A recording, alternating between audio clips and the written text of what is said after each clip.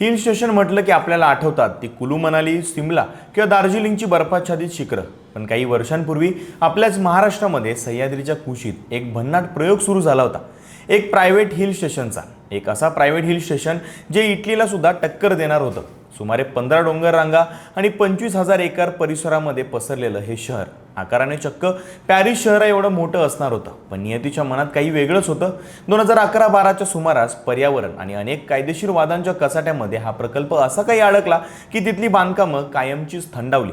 ज्या लवासाकडे स्वप्नवत शहर म्हणून पाहिलं जात होतं त्याचं रूपांतर एका भुताटकीत झालं.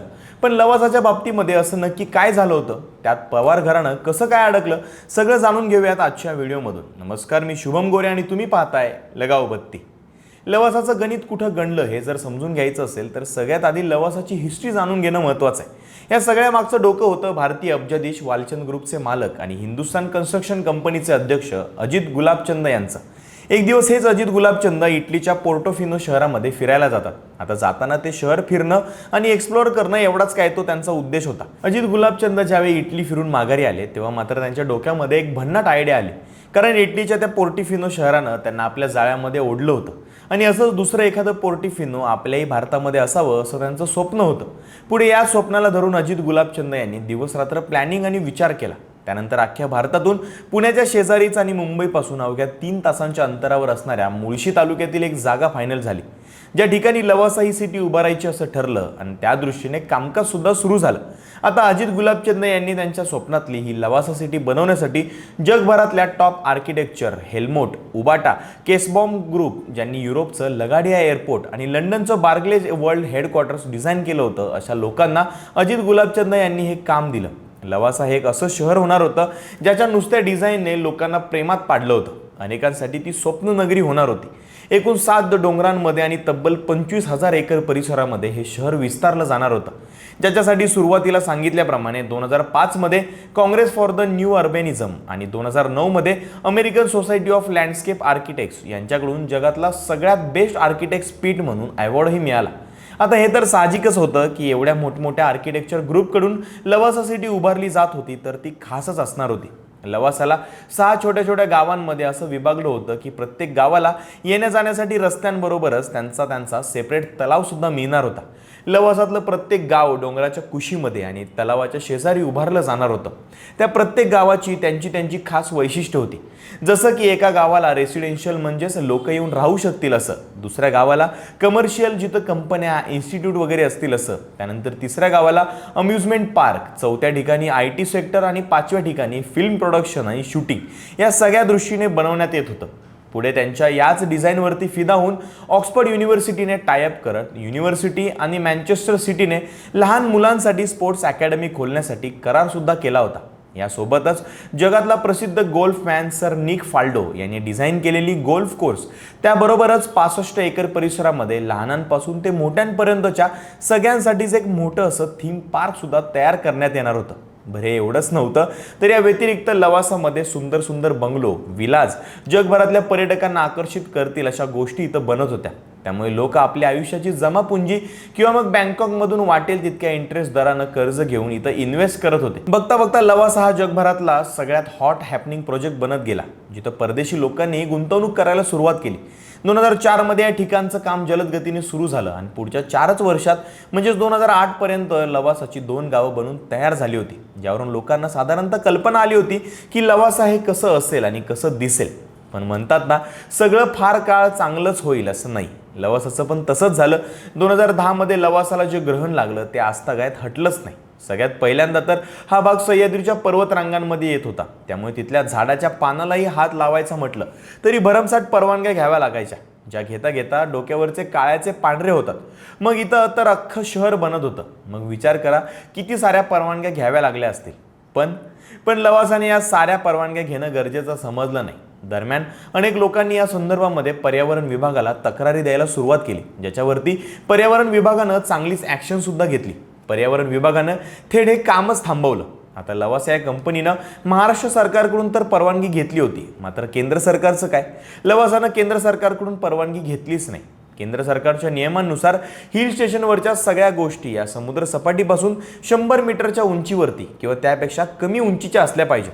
त्यानंतर त्या सगळ्या प्रॉपर्टी जर 50 कोटींच्या पुढच्या असतील, सोबतच त्या ठिकाणी 1000 लोकांचा सहभाग असेल, तर मात्र केंद्र सरकारची परवानगी ही घ्यायलाच पाहिजे असा नियम होता, ज्यावरती महाराष्ट्र सरकार आणि लवासाने सांगितलं होतं की तो प्रोजेक्ट हा 100 मीटरच्या आतमध्येच आहे. मात्र जेव्हा याची तपासणी झाली तेव्हा सगळं भलतंच निघालं. लवासाने सेंचुरी पार केली होती. 50 कोटींचा खर्च होता आणि 1000 पेक्षा जास्त लोकांचा सहभाग होता, ज्यामुळे लवासाचं स्वप्न पूर्ण व्हायच्या आधीच त्याला ग्रहण लागलं. आता ज्या पद्धतीने केंद्र सरकारनं लवासाला नोटीस दिली, त्या पद्धतीने इतरांनी सुद्धा लवासाला नोटीसी धाडायला सुरुवात केली. यात धक्कादायक गोष्ट अशी की राज्य सरकारने लवासा कंपनीला स्पेशल प्लॅनिंग ऑथॉरिटीचा दर्जा दिला होता, जो फक्त सरकारच्या कामांनाच मिळतो, जसं की MMRDA जे मुंबईमध्ये रोड आणि उड्डाणपूल बांधतं, आणि सिडको जे नवी मुंबईमध्ये रोड आणि उड्डाणपूल बांधत असतं. पण लवासा तर खाजगी प्रोजेक्ट होता, तरी देखील त्याला स्पेशल प्लॅनिंग ऑथॉरिटीचा दर्जा कसा काय मिळाला असा प्रश्न पडू लागला आणि लोकांच्या मनात संशयाचं वादळ उठलं. आता यामध्ये नेक्स्ट चॅप्टर येतो तो माजी IPS अधिकारी आणि वकील योगेश प्रताप सिंग यांचा.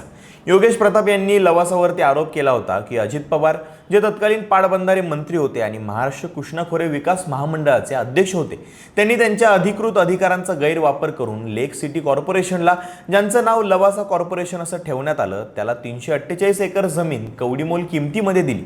याच्याही पुढे जाऊन सांगायचं झालं तर कित्येक पेपरांमध्ये अशाही बातम्या आल्या होत्या की तत्कालीन महाराष्ट्र सरकारने लवासा कंपनीला पूर्ण 20,000 एकर जमीन ही 23,000 रुपये महिना अशी दिली होती. म्हणजेच यापेक्षा जास्त भाडं आपल्याकडची किरकोळ ऑफिसेस भरतात. असो, आता तुम्ही म्हणाल की राज्य सरकारला एवढं काय घेणं देणं होतं, एवढ्या कमी किमतीमध्ये राज्य सरकारने जमीन का दिली, आणि मी आधी सांगितल्याप्रमाणे लवासा कंपनीनं केंद्र सरकारची परवानगी घेणं गरजेचं का समजलं नाही, याचं उत्तर तुम्हाला आत्ता मिळेल. तर त्याचं असं झालं असं की सुप्रिया सुळे आणि त्यांचे पती सदानंद सुळे यांच्या यशोमाला लर्निंग फायनान्स कंपनीने आपल्या कंपनीला लवासा कंपनीमध्ये मर्ज करून लवासा सिटीला डेव्हलप करायला सुरुवात केलं होतं, ज्यामुळे सुप्रिया सुळे या लवासा प्रोजेक्टमध्ये 20.8% भागीदारीसोबत एक स्टेक होल्डर होत्या. म्हणजेच याच्याशी पवार कुटुंबाचाही स्टेक आला होता आणि म्हणूनच लवासाने केंद्र सरकारची परवानगी घेणं गरजेचं समजलं नाही. आता हा एवढाच आरोप होता का? तर नाही. आरोपांची यादी तशी खूप मोठी होती. यातला पहिला आरोप असा होता की डोंगर विकास प्राधिकरण म्हणजेच हिल डेव्हलपमेंट ऑथॉरिटी, ज्यामुळे कोणत्याही डोंगराळ भागामध्ये 3 मजल्यांच्या वरती इमारत बांधता येतच नाही. मात्र लवासामध्ये 3च नाही तर 6 पेक्षाही जास्त मजली इमारत होत्या.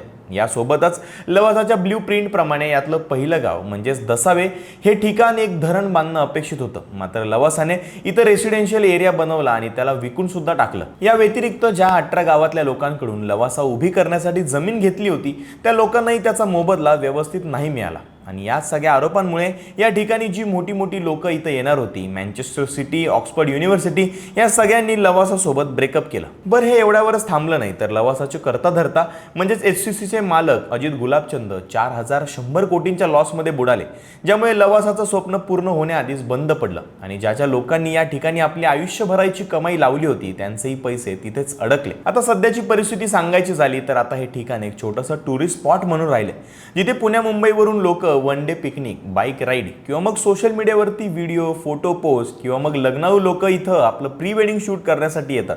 पण तेही आता फार कमी झालंय. सध्या इथलं सगळंच बंद होण्याच्या मार्गावरती आहे. आता राहिला प्रश्न पवार कुटुंबाचा.